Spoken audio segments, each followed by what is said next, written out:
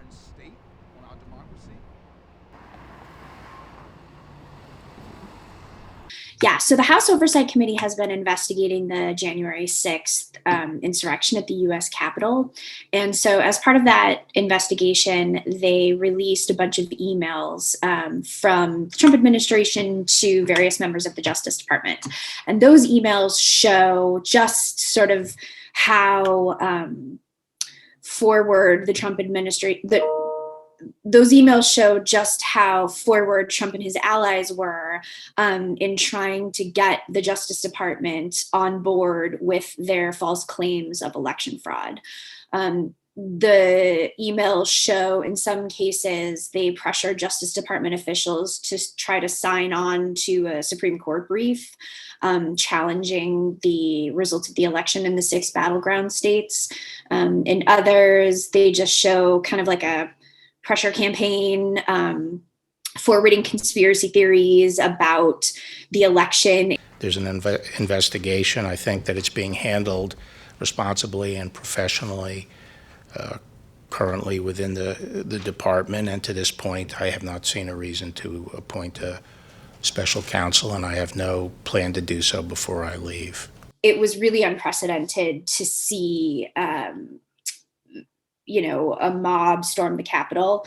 The emails also reveal a pretty coordinated and intense campaign to pressure members of the US government to use the levers of government to sort of front this false claim of election fraud, even though multiple members of the Trump administration, from Homeland Security officials to the Attorney General himself, said publicly that there was no instance of widespread election fraud. Also, several Republican officials in the states, election officials, also stated very publicly that there was no election fraud. So I think this was a pretty unprecedented effort by a sitting president to create a false narrative around an election.